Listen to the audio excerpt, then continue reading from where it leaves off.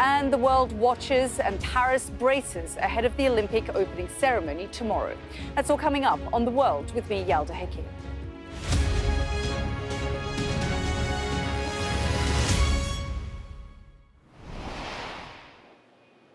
Hello and welcome to this special edition of The World with me, Yalda Hakim, live here from Washington, which today saw the meeting of President Biden and Israeli Prime Minister Benjamin Netanyahu, two men with a checkered relationship that goes back 4 decades. Mr. Biden, fresh from an address to the American people that was the start of his long goodbye to public life.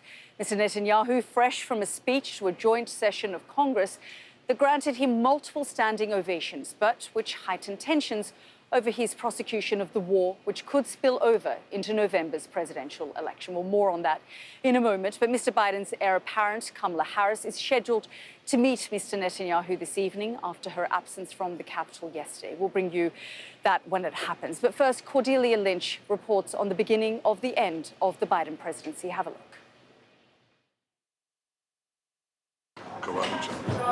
Clenched fists, a high-stakes meeting, and a problematic power dynamic. Joe Biden looked bewildered, and yet he still believes he can get Israel to end the war he helped support. It was praise, though, not policy change he got. Mr. President, we've known each other for 40 years, and you've known every Israeli prime minister for 50 years, from Golda Meir. So from a proud Jewish Zionist to a proud Irish-American Zionist, I want to thank you for 50 years of public service and 50 years of support for the State of Israel. And I look forward to discussing with you today and working with you in the months ahead on the great issues before us. Those platitudes won't be enough to placate progressives in the Democratic Party. Israel is slaughtering children. Many of them believe America has blood on its hands for financing Israel's war. It is a major test at a deeply tense time. And Kamala Harris needs to find her feet fast. After sitting out events at the start, today she condemned protesters as unpatriotic and despicable.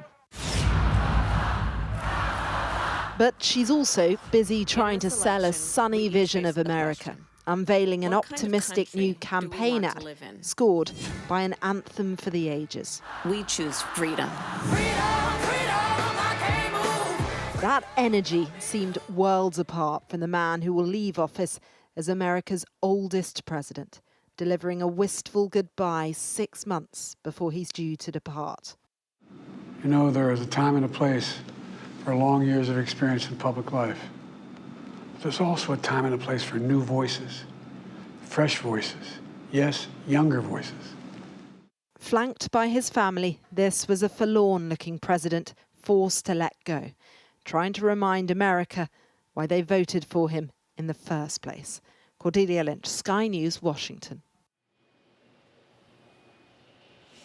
And that address to the nation was done in prime time last night, a difficult speech to give for Joe Biden, who has served this nation for over 5 decades. And of course, after 3 or 4 weeks of pressure from leaders from within his party, he was forced into retirement, and we will be discussing that more. But let's talk to our David Blevins, who's been with me here for the past week or so, David, following all the twists and turns. And this really feels like it's bookended what's been a dramatic whirlwind couple of weeks. Yes, and I think it would be fair to say that this meeting in the Oval Office mattered much more to the Israeli Prime Minister than it did to the outgoing now US President. Joe Biden appeared even uncomfortable at times, but he's said to have grown exasperated with Benjamin Netanyahu and his very relaxed approach to efforts to broker a ceasefire to end hostilities in Gaza. So in many ways, the focus has already shifted now to Kamala Harris. She has paused her campaigning, landed at Andrews Air Force Base a short time ago, so she's on her way also to the White House for her turn to meet now with the Israeli Prime Minister. She has paved the way to that meeting a bit by criticising criticizing those who were engaging in protests here, particularly the burning of the American flag.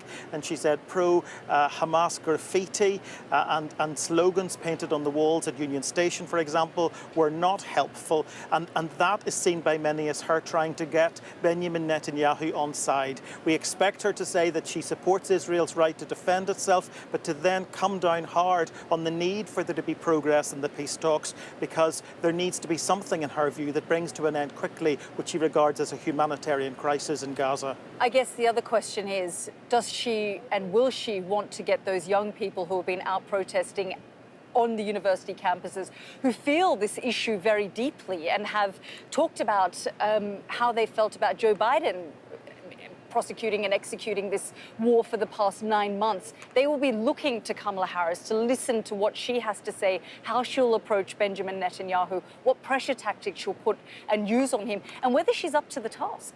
Well, yes, and especially now, given that she's focusing on swing states. She's been to 4 different states, delivering 4 different addresses in the space of 4 days. This is a woman on a mission now, and the polls are already showing that it is shifting. Within the last hour, the first national poll conducted by the New York Times and Siena College since the attempted assassination of Donald Trump and since Kamala Harris effectively replaced Joe Biden as the Democratic nominee, indicates that among likely voters, he is now ahead by just 1 percentage point, and among registered voters by just 2 percentage points. Now, that's well within the margin of error, but to put that in context, the last poll a month ago, shortly after that disastrous election debate between Joe Biden and Donald Trump, which raised the question about his suitability to be on the ticket, he was lagging by 6 points. So it is now neck and neck. We are looking at a real election contest.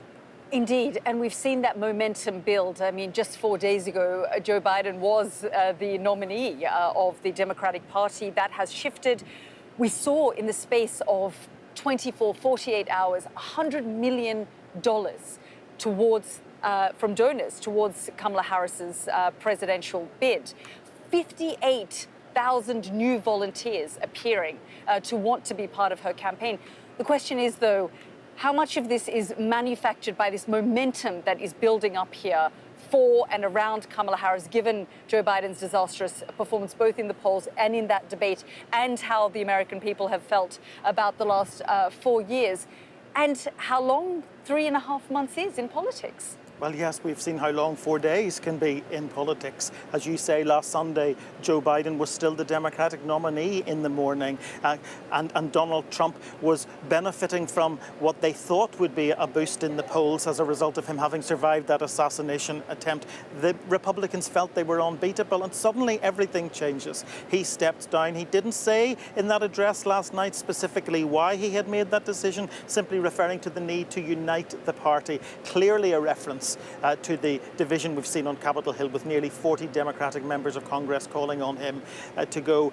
But I think the energy within the Democratic campaign is palpable right now. They believe suddenly that they can win this, that they can not just win the White House, but they can elect the first female president of the United States. But she's going to have to work hard, and we can see how she's going to approach this race. She's already setting it up as a contest between a former prosecutor and a convicted felon, and a contrast between what she describes as the potential for chaos under a second Trump term or freedom. Her language, and I think that's the sort of language we're going to hear lots. We certainly heard that from Joe Biden, who was using phrases like, this is for democracy, for the future of our nation, and it's up to the American people.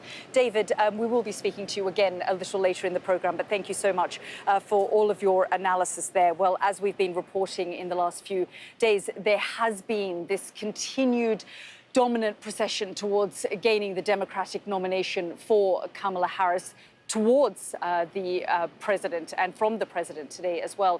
Now, a group of congresswomen, including former House Speaker Nancy Pelosi, have given her their endorsement. They all thanked President Joe Biden for his service and went on to give their reasons as to why they are backing the vice president. Just take a look at what they had to say. Have a listen. Vice President Harris has been in this fight her entire career. Through every chapter of her public service, she has been the antithesis of Donald Trump. Let me just say, she is capable officially, personally, and politically to lead us to victory in November. She is smart, strong, strategic, serious, sincere, and yes, suited up to be President of the United States of America. Some of the voices there supporting Kamala Harris. Well, joining me now is Lois Frankel, a Democrat congresswoman for Florida. Congresswoman, thank you so much for joining us here on the program. Is this more or less Kamala Harris's coronation rather than a democratic process that should have played itself out? Well, first of all, great to be with you all the way in England, I think.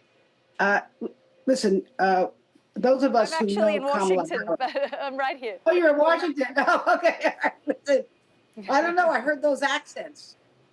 Listen, you know, everyone who knows Kamala Harris for so many years knows that she is for freedom. She is for democracy.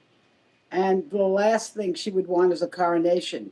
But she is a known entity. I mean, she was the lieutenant, the attorney general of California, a senator, now the vice president for almost 4 years. She is the natural candidate to follow Joe Biden, who we love very much. And she has gotten the support by going to the delegates in this entire country to win the nomination. So it's not a coronation. We're following the rules, and we have a great candidate. Yeah, and the Democratic Party often says that they are a rules-based party, that they are following the rules. But I guess the question is, who would have dared to come out after the president endorsed her and the leaders within the Democratic Party rallied around her as well? Do you think that the fact that there hasn't been a competition, a real competition for this position, is putting her at a disadvantage? She hasn't been, and she hasn't polled very well over the last 4 years. She hasn't been a popular vice president. Well, people, you know, it's something about vice presidents. Folks don't usually get to know a vice president. But I do believe that once they get to know our vice president, they're going to love her. She is a fighter, but she has compassion. And she is brilliant, but she's down to earth. So as she gets around the country and people understand that she's our nominee, they will get to know her and love her. And after all, she was part of a team that brought us the strongest recovery from our economy, strongest recovery in the world, lowering prescription drug prices, expanding access to affordable health care, passed the first gun safety law, significant climate legislation, and most importantly, especially to the women of our country, she has been our leader for reproductive freedom. Congresswoman, she already has her in tray quite full. I mean, all the events of the last couple of weeks here in the United States, the political turmoil that we've seen the Democratic Party be in, and then, of course, the president not standing again for the position of president in November's election. She has met with Prime Minister Benjamin Netanyahu, or she will be this evening, and we will be showing those images live as soon as they happen. But a lot of your colleagues weren't there in Congress, were they? They decided not to come because they were frankly outraged that Mr. Netanyahu, who is facing an arrest warrant from the ICC, should be invited to address Congress. Your response to that? Well, let me just say I was there. I stand firmly with Israel, and I have my entire life. I wouldn't read that into the folks who are absent. I would say the overwhelming majority support Israel. They support Israel's security. They understand that our security is Israel's security and vice versa. And they have supported the funding of arms to Israel, for Israel to defend themselves. There is dissatisfaction. I don't think this is a question. Well, I was going to answer. I don't think it's a question of whether. The reason Go ahead. I believe The reason I believe people were absent is a dissatisfaction with the prime minister himself, not with Israel. And I try to use this analogy. When Donald Trump was president, I did not, let's say this, I wasn't fond of him. I didn't think he was a good president, but I always loved my country. And I think that's what you're seeing with so many of these members, which is they care about the people of Israel, they care about its democracy, they care about its security, but they don't care for Netanyahu, and they didn't see the reason for him And to so be here. do you acknowledge then, Congresswoman, the reasons that they give for not attending? That, of course, it's not about whether they support Israel or not. It is about Prime Minister Netanyahu, the way that he has prosecuted this war, the fact that the ICC accuses him of war crimes, the fact that there is an arrest warrant for him. Of course, the United States doesn't acknowledge that court. But these things do exist. 39,000 people are dead in Gaza. There are accusations of a famine, that food aid isn't getting in. These are all things Mr. Netanyahu stood in Congress and said were blatant lies. Do you then think it's appropriate for all of the standing ovations that we saw? But let me just say this. The arrest warrant, the ICC, the arrest warrant is bogus in my mind. But I'll get past that and just say this. Hamas started this war. They are terrorists. They brutalized people in Israel. And this would never have happened had they not started this war. If they surrendered and they released the hostages, the war would be over in a flash. So let's not keep talking about Netanyahu. Let's talk a little bit about the culprits. I mean, I guess, Congresswoman. No, absolutely. 100% Hamas began this war by launching the horrific attack on October the 7th that brutalized Israel and left 1,200 people dead. And that is something that we continue to cover on this program, and we continue to do special reports around. And we will continue to do that. We absolutely 100% acknowledge that Hamas launched a terrorist attack on the people of Israel that left over 1,000 people dead. And that in itself is absolutely unacceptable. But the point is that 39,000 Palestinian civilians are now dead as a result. And the Prime Minister has been called on a number of times by Joe Biden to come to the negotiating table. And for his own political gains, hostage families will tell you this. And I have spoken to those hostage families who are desperate for their daughters, for their sons, for their mothers, fathers, and children to return. And the Prime Minister is refusing to sit down and negotiate properly because he is more worried about his political future than he is about the people that have been taken away by Hamas for 9 months. Well, let me say where I agree with you. The deal needs to be reached. Our President Joe Biden has put forth a three-part deal.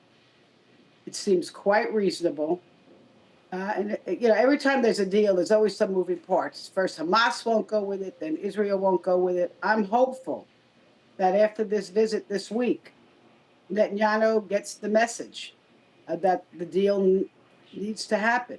The hostages need to be released. That's number one. The hostages need to be released, and there has to be a path towards peace in this region, where Palestinians and Israelites can live peacefully and securely and economically secure and live together. Congresswoman, before I let you go, I just want to quote what Nancy Pelosi said to me several months ago about Prime Minister Netanyahu. She said, "I've had it with Netanyahu years ago." I mean, really not trying to make peace. And this is, a remark by the former Speaker of the House about Prime Minister Netanyahu, and perhaps one of the reasons why she didn't come yesterday. But we're so grateful for your time. Thank you so much for joining us.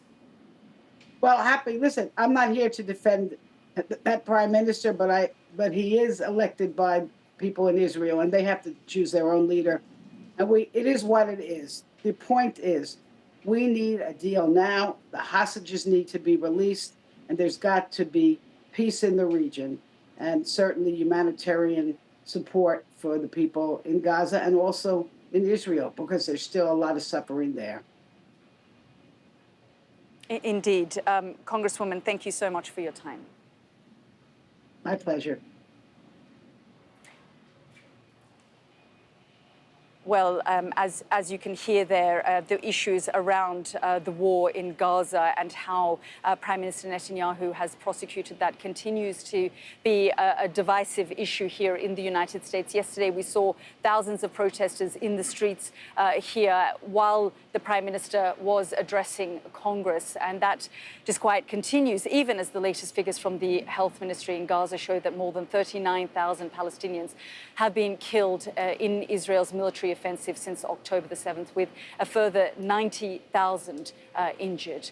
Well, let's go straight to our international correspondent, John Sparks, who joins me live now from Jerusalem. And John, you and I were speaking yesterday as well about the demonstrations here. You were just listening to my interview there with the Congresswoman. It is an incredibly divisive issue. And there have also been demonstrations in Israel tonight. That's right, Yalda. Divisive issue in the United States, a very divisive issue in Israel, and sometimes we forget that. Some demonstrations, protests right across the country this evening in Tel Aviv. Around 1,000 people gathering in the center of the city, calling for an end to the war in Gaza, calling for a deal to get the hostages out. I can tell you that there have been 2 arrests there. The police have been confiscating posters and signs, some people holding up signs of watermelons. You know, you're not allowed to fly the Palestinian flag in Israel. So what some people do is they hoist up pictures of watermelons, the same colors as the Palestinian flag. And you know what? The police don't like it. In Haifa, anti-war and pro-war protests there, 4 arrests. Once again, the police confiscating signs, one of those signs saying no to genocide. And you know what? I think that Netanyahu's speech to the US Congress yesterday, loud, proud, bombastic, I think it has touched a nerve in this country. In that speech, no recognition, no apology for the intelligence failures that led to Hamas's October 7th attacks, no recognition of the strategic choices that were made by his government that led up to October 7th, no mention of a ceasefire, the ceasefire negotiations whatsoever, and only generalities about getting the hostages out. And that comes at a time when the bodies of 5 hostages have been brought back from, they were found by Israeli troops around Khan Yunis. They've been brought back into Israel. There were several burials this afternoon. So that speech has touched a nerve. People will be watching very carefully indeed we'll be looking to see what the Israeli Prime Minister says. They'll be looking at the mood music as he meets President Biden, as he meets Kamala Harris as well. You know, President Biden bringing in family members of some of the hostages into his meeting with Netanyahu. He's doing that for a reason. That reason is to put Netanyahu under more pressure to do a deal, some sort of deal, on a phased deal on a ceasefire. They'll be looking very carefully at Kamala Harris as well. You know, what's her position going to be in the event that she becomes the US president on Israel? She has been more willing to talk about the sheer scale of human suffering in Gaza than President Biden has. So they'll be watching that meeting very carefully as well. Indeed, very much so. John, thank you, as always, for all of your reporting there from Jerusalem. Now, you're watching The World with me, Yalda Hakim. We'll have lots more after the break. Don't go anywhere. Jennifer Aniston has hit out at J.D. Vance for his past comments referring to women without children as cat ladies. And we'll have the latest on that deadly typhoon tearing through the Western Pacific as it makes landfall in China.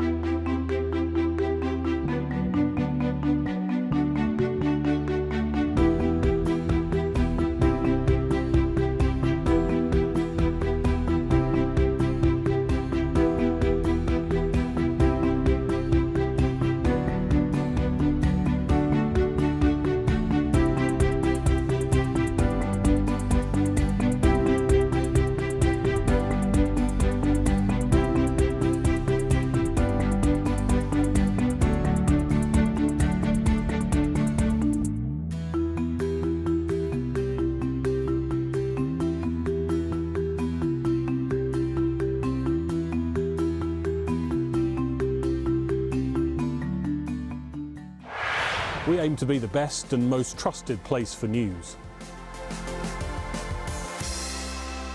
Greg Milam, Sky News, Manchester.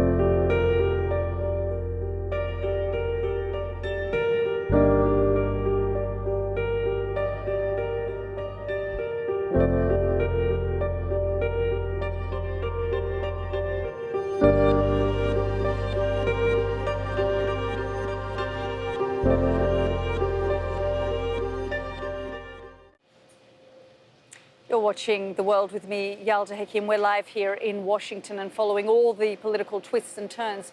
But let's just turn our attention to some other news now. There are fears of a major oil spill this evening off the Philippines after a typhoon sank an oil tanker. At least 22 people also died in floods in the capital, Manila, before moving to Taiwan and injuring more than 300 people, with 3 killed. And now it's on China's southeastern province, with some flights, trains and ferry routes suspended. Our Asia correspondent Nicole Johnson reports. Fears of a major oil spill in the Philippines. A tanker has sunk in Manila Bay. The Coast Guard says it's leaking. Crews have been sent to the stricken ship to siphon 1.4 million litres of industrial fuel oil before it causes more damage. It capsized in rough seas and giant waves that hit the country in the wake of Typhoon Gaemi. Most of the crew were rescued. First few hours are absolutely critical, and I think, the first response has to be securing safety of life. If the spread of the oil can be limited, it makes it much easier to recover any of the oil that has been spilt. If it gets spread over large distances, then obviously that becomes much more difficult, and also it has a much bigger impact on the wildlife and on the habitats in the area. The Philippines' capital, Manila, is underwater, waist high, in some cases neck high. People rescued from rooftops, isolated communities running out of food. Typhoon Gaemi first struck the northeast coast of Taiwan. A cargo ship capsized off the island's coast.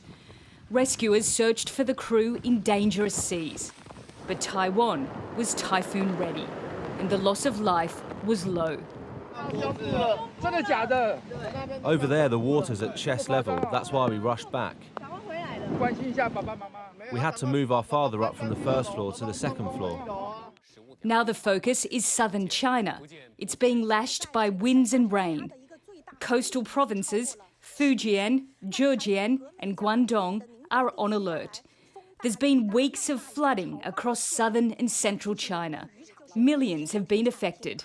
And now this, a superstorm on its way. Nicole Johnston, Sky News, Beijing. This is The World with me, Yalda Hakim. Lots more coming up after the break, including around Kamala Harris, more endorsements for the Vice President today. But is she really winning over young Americans? We'll find out what people in Wisconsin think.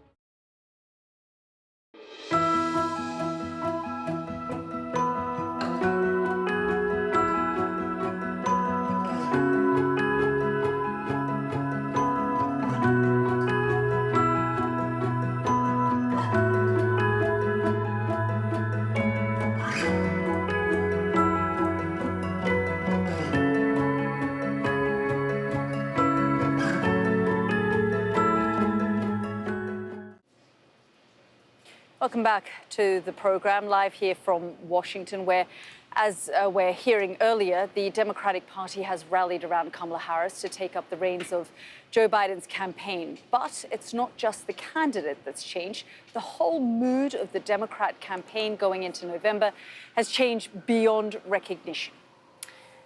Well, from Wisconsin, here's our US correspondent, Martha Kellner, and a warning of some flash photography in her report. You think you just fell out of a coconut tree? They're the viral videos Kamala Harris hopes will help her to the White House. Created first by young people and seized upon by her own social media team. They're born out of outtakes from her speeches and the unpolished public appearances which led pop star Charlie XCX to declare Kamala brat. I went to a night market in Milwaukee to find out what brat is and if it can help Harris. Can I ask you, have you heard of brat? Of brat? Like Charlie XCX? Yes, of course I have. Yeah, it's Brat Summer, baby. Yeah, I know about brat. I know Brat Green when I see Brat Green. Yeah. Kamala's a brat. Yeah. Is she a brat? She's a brat. She's a brat, yeah. Oh, is that what brat's a bit like? You know, being yourself and unafraid to show? Being yourself, that's definitely a brat. Just be who you is, be yourself. That's what that is. And that's Kamala for you? That's Kamala for me. My understanding is that it's a compliment, like she has the right attitude to get the attention of young people, and I love that for her. Yeah? Yeah. Would you vote for her? Probably, yeah. Harris's late entry has changed the tempo of this election race. An injection of energy which has added millions of followers to her social media accounts and raised more than $130 million, the majority from first-time donors. What do you make of brat, and do you think Kamala is brat? Kamala's brat. She fell out of a coconut tree, too. You've seen the memes, then? I've seen all the memes. Do you think that affects the way that young people vote, like seeing a celebrity? Absolutely. Like Taylor Swift, when she came out and endorsed Biden, I think that was a big deal. For our generation, social media is the key to everything. So her marketing and the dance moves and everything, that's what's going to get people rowdy. Do you think it will encourage people to vote for her, seeing her dancing and having a bit of fun? I think yes, because when we think about like politics, it seems dark and scary and depressing, but then when she's dancing and having fun, it seems less dark and scary and depressing. There's no doubt that Kamala Harris and her team are harnessing the power of social media.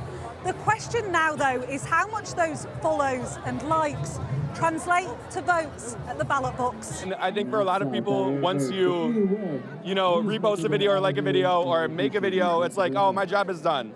I think there's definitely a risk of tapping out too early. Winning on TikTok's not necessarily going to win you the election. It's not going to win the election necessarily. Kamala has ground to make up on her better-known Republican rival. The Gen Z vote could be her path to victory, but they are notoriously hard to mobilise. Martha Kellner, Sky News, Milwaukee.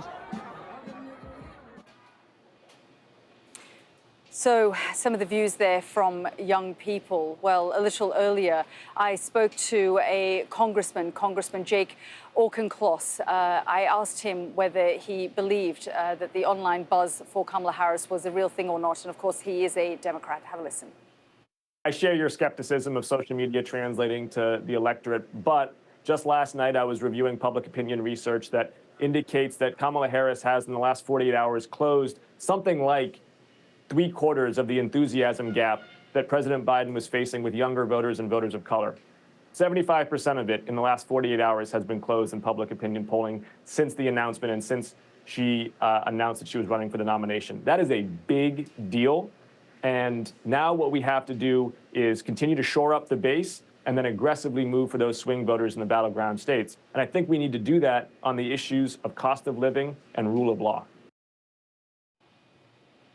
That was Democratic Congressman Jake Auchincloss speaking to me a little earlier there about the fanfare around Kamala Harris. And while the Democrat base is so visibly energized by the vice president, now potentially their nominee, it has forced a change of target and message for the Trump campaign. The man himself gave us a taster of how they're going to do that, speaking to a rally in North Carolina overnight. Have a listen. So now we have a new victim to defeat, Lion Kamala Harris, Lion, L-Y-I-N apostrophe.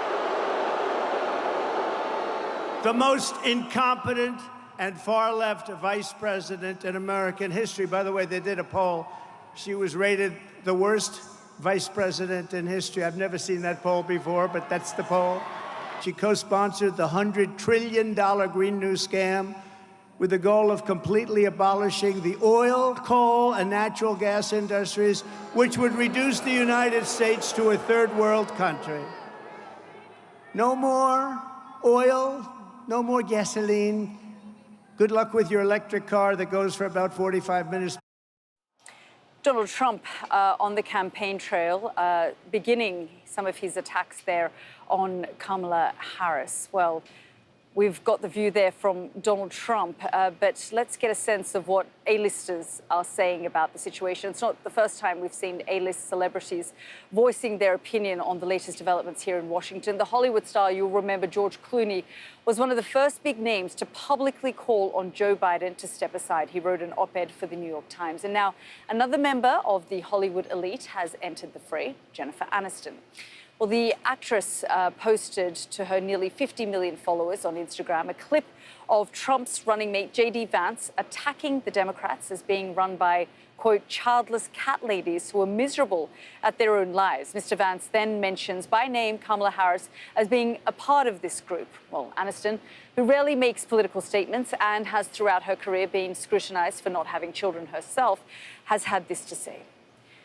Have a look at her post. I truly can't believe this is coming from a potential VP of the United States. All I can say is, Mr. Vance, I pray that your daughter is fortunate enough to bear children of her own one day. I hope she will not need to turn to IVF as a second option, because you are trying to take that away from her too. Well, we'll be speaking to our David Blevins about this in a moment. Actually, I might bring in David now. David, we're just waiting to hear. Actually, we're looking at live pictures at the moment of that meeting between the Vice President Kamala Harris and Prime Minister Netanyahu. The Prime Minister, Israel's Prime Minister, met with Joe Biden a little earlier today, and now this, of course, is the crucial meeting. Yes, this is the meeting that really matters because, of course, she is potentially the next president of the United States. But Benjamin Netanyahu is leaving his options open because tomorrow he will fly to Mar-a-Lago, that spiraling estate in Florida that Donald Trump calls home. So he's going to meet with the Republican contender as well. It was a very short meeting, we understand, with President Joe Biden earlier because he has effectively in that address last night already passed the baton to his vice president. And she has been preparing for this meeting, it would appear, by criticizing some of the pro-Palestinian protests taking place on the streets of Washington yesterday. She talked about how the pro-Hamas graffiti on the walls was not acceptable and how the burning of the American flag was not acceptable either. And many think that's because she is going to tell Benjamin Netanyahu that she supports Israel's right to defend itself, that she is still highly critical of Hamas as a result of the attacks on October 7th,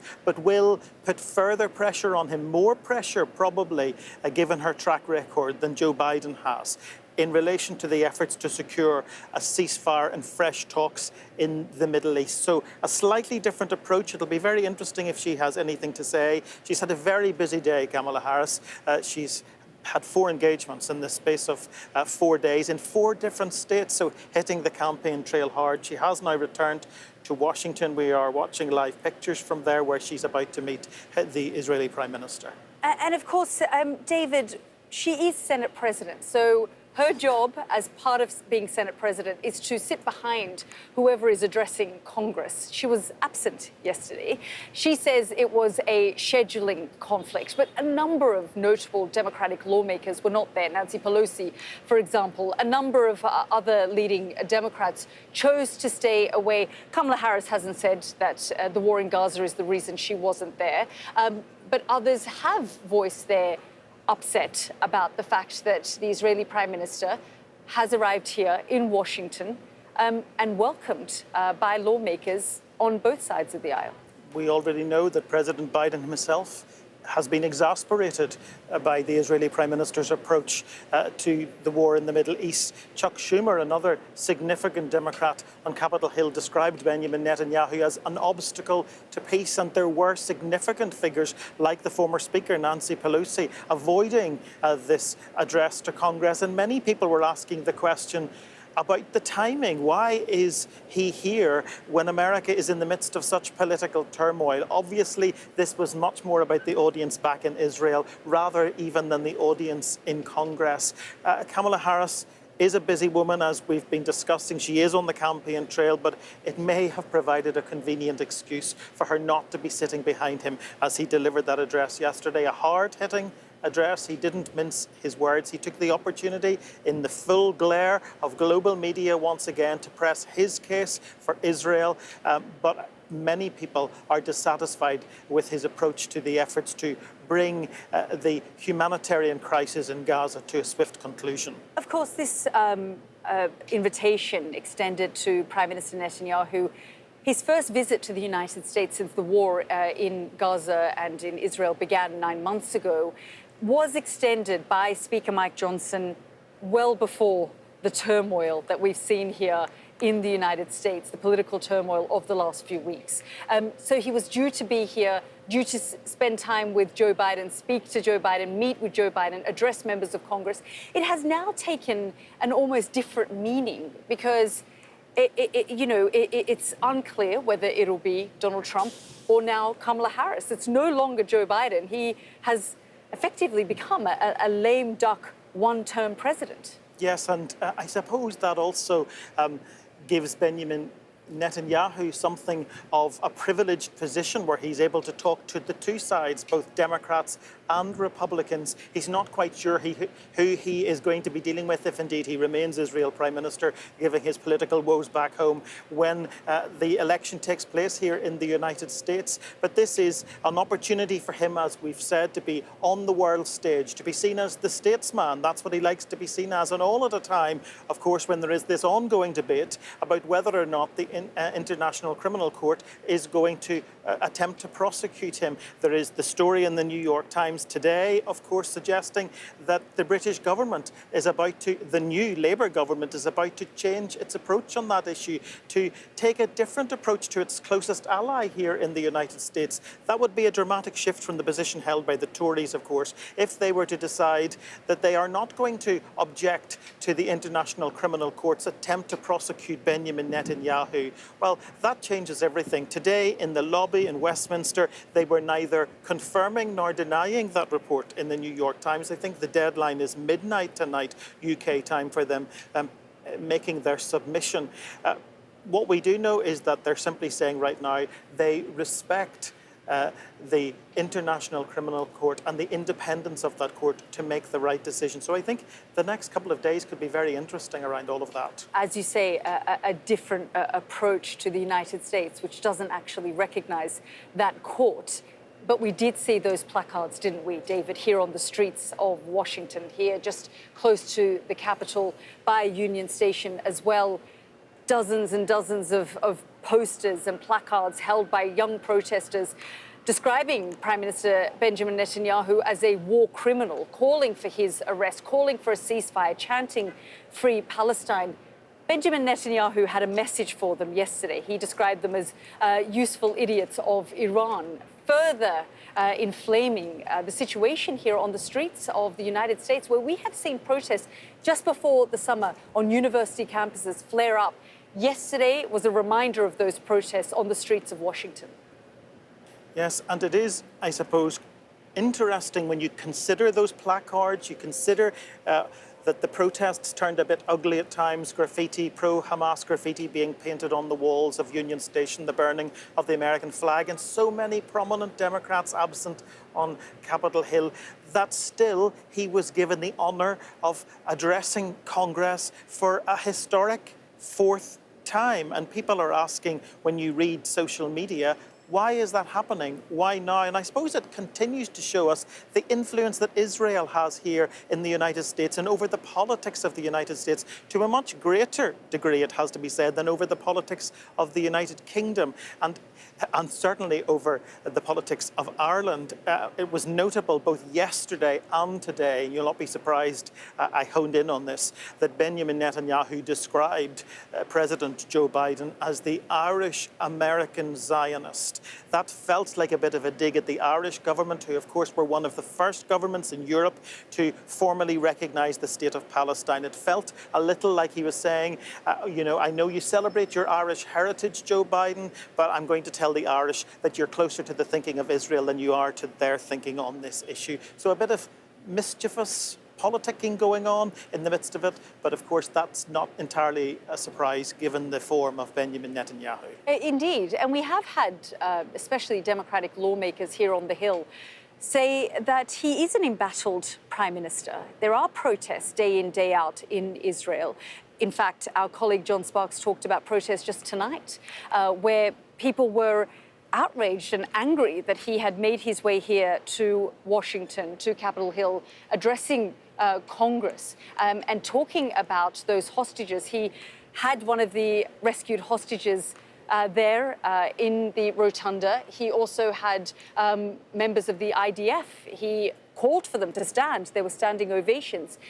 There were people angry back in Israel saying that he is using this conflict to prop himself up because, of course, his position remains embattled as well within Israel. So there are Democratic lawmakers who said we are not going to attend because we do not want to be used by the Prime Minister of Israel for his political purposes here. All while we've been seeing a political drama unfold here in the United States with Joe Biden not seeking re-election and Kamala Harris now being at the center of these talks. Yeah, so the timing of it is fascinating, Yalda, him arriving in the United States at this critical moment of transition from Joe Biden effectively to Kamala Harris. But also the timing is significant because of the political pressure on Benjamin Netanyahu back home in the Middle East. He's, we are told, resisting efforts to move towards a ceasefire and to encourage peace talks because of two hardline members of his cabinet who he needs to keep sweet, for want of a better term, if he wishes to remain Prime Minister, given how fragile the situation is in Israel. So it is much more about the domestic audience back in Israel. But of course, it's also to some extent about keeping America informed, because when you look at the distance between the two parties, it's not terribly dissimilar to the distance that we know exists between the Conservative Party and the Labour Party back in London on the Middle East. The Democrats have a much more nuanced position on this. Even Joe Biden, I think, is more pro-Israel than many Democrats. Kamala Harris might adopt a different position. The Republicans, on the other hand, tend to be very pro-Israel. We know Donald Trump has said that repeatedly, and certainly his running mate, J.D. Vance, has said that repeatedly. Extraordinary, David, I guess, the way things have played out this week, where Joe Biden has had an incredibly difficult week. He begrudgingly left. He begrudgingly stepped aside. Just last week, he said, despite having COVID, despite coming off the campaign trail, going back to Delaware, he said, I am the nominee. And, the democratic process has taken place and I'm not moving from this position. The pressure that built around him. And then, of course, that statement that shocked, not necessarily surprised, but shocked this nation and the world, sent a political shockwave right around the world on Sunday night. And then, of course, he endorsed Kamala Harris almost immediately. For this issue, Gaza, to come back and haunt him in a very difficult week for him already, that address to the nation yesterday would have been incredibly difficult for Joe Biden. He has served this nation for over 5 decades. He had his family, hundreds of members of staff out on the lawns last night cheering as he came out. And yet this was a very difficult moment. And then, of course, the meeting with Prime Minister Netanyahu, a war that he has wanted to resolve and make part of his legacy and hasn't been able to. I think the best way to put that all in context, Yalda, is to just consider the meeting that is about to take place. We're watching live pictures from Washington where Vice President Kamala Harris is about to meet the Israeli Prime Minister. 4 days ago, this is a meeting that would not have taken place. There was no reason for this to be on the schedule. He would have been meeting with Joe Biden, and he would have been meeting then on Friday with Donald Trump, because those two were the contenders in the race for the White House. Suddenly, he's now meeting a woman who is going to be the Democratic candidate without question. She has already secured enough votes from delegates to do that. It's just a process of ratification, and they expect that to happen as early as August 1st. So the fact even that he's meeting with her in itself is symbolic of just how much has changed here in the space of 4 days. Indeed, and every twist and turn has been incredibly dramatic. We've been following it all here very closely from the United States, from that assassination attempt on Donald Trump's life to his campaign being revitalized, and now this situation here between Kamala Harris and Donald Trump potentially going head to head. We'll be watching closely. Good night for now.